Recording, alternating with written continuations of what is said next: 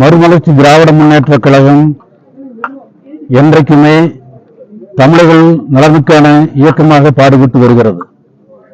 தமிழர்களுடைய நலன் எங்கெல்லாம் கெடுகின்றதோ அங்கெல்லாம் கிளர்ச்சி செய்கின்ற இயக்கமாக எங்கள் தலைவர் இருக்கின்றார்.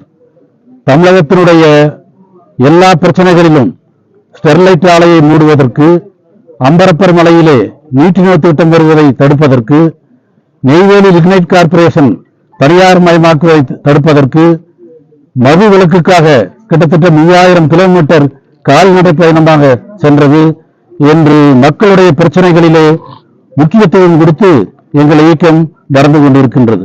அந்த வகையிலே இன்றைக்கு சிங்காநல்லூரிலே ரயில்வே ஸ்டேஷன் பயன்பாட்டில் இல்லாமல் இருப்பதாக எங்களுடைய பகுதிச் செயலாளர் மாமன்ற உறுப்பினர் அன்பு தம்பி அன்பு தர்மராஜ் அவர்களுடைய கோரிக்கையை ஏற்று இன்றைக்கு இங்கே நாங்கள் ஆர்ப்பாட்டத்தில் ஈடுபட்டிருக்கின்றோம். ஏற்கனவே கோவை நாகர்கோவில் எக்ஸ்பிரஸ் ரயில் இங்கே நின்று சென்றது, அது இப்பொழுது இங்கே நிற்பதில்லை. அதுபோலவே கோவை சேலம் ரயில் நின்று சென்றது, அது இப்பொழுது இயக்கப்படுவதே இல்லை. அதுபோலவே கோவை திருச்சி ரயில் இங்கே நின்று சென்றது, அதுவும் இப்பொழுது நிற்பதில்லை.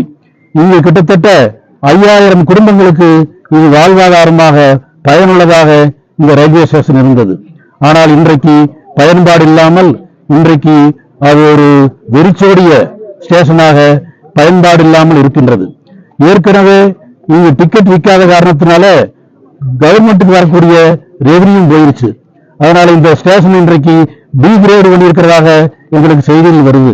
பி கிரேடு பண்ணி மறுபடியும் கொஞ்ச நாள்ல அதை மறுபடியும் பி கிரேடு பண்ணி இந்த ஸ்டேஷனை இல்லாம பண்றதுக்கு தான் இந்த ரயில்வே நிர்வாகம் முயற்சி எடுப்பதாக எங்களுக்கு தெரியுது.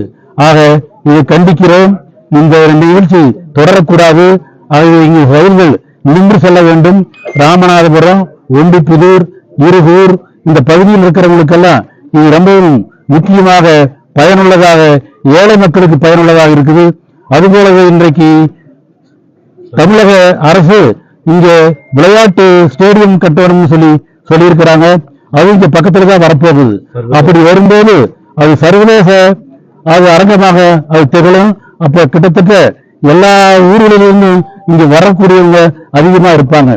ஆகவே இதையெல்லாம் கருத்தில் கொண்டு இந்த நிர்வாகமானது சிங்காநல்லூரில் ஏற்கனவே நின்று சென்ற ரயில்கள் எல்லாம் நிறுத்தப்பட வேண்டும். ஏற்கனவே இயக்கப்பட்ட சேலம் ரயில் மறுபடியும் மீண்டும் இயக்கப்பட வேண்டும். அதுபோலவே வருகின்ற மற்ற ரயில்களும் கூட இங்கே நின்று செல்வதற்கு ஏற்பாடு செய்ய வேண்டும் என்ற கோரிக்கையை இந்த ஆர்ப்பாட்டத்தின் மூலமாக இன்றைக்கு நாங்கள் வைத்திருக்கின்றோம். சென்னைக்கு அடுத்தபடியா வசூல்ல கோவை ஜங்ஷன் தான் இன்னைக்கு இருந்துட்டு இருக்குது. ஆக இது கோவை கோட்டத்தில் தனியா இருந்ததுன்னா எங்களுக்கு இந்த சிங்காநல்லூர், இருகூர், கீழமேடு எல்லாம் ஜங்ஷன்ஸ் எல்லாம் நல்ல முறையா இயக்கும். அது இல்லாம இதை சேலக்கோட்டத்தோட சேர்த்துனது தப்பு. அது போலவே கிணத்துக்கடவு, பொள்ளாச்சியில பாலக்காடு கோட்டத்தோட சேர்த்திருக்கிறாங்க. தமிழ்நாட்டில் இருக்கிற ரயில்வே ஸ்டேஷன்ஸ் எல்லாம் தமிழ்நாடு கோட்டத்தில் தான் இருக்கணும். அதுவும் சேலம் கோட்டம்ங்கிறத விட்டு எங்களுக்கு கோயம்புத்தூர் கோட்டமாகவே இதை அமைத்து இந்த ரயில்வே ஸ்டேஷன்களுக்கெல்லாம் மேற்படியாக நல்ல முறையிலே செயல்படுவதற்கு அரசாங்கம் ஒத்துழைக்க வேண்டும்.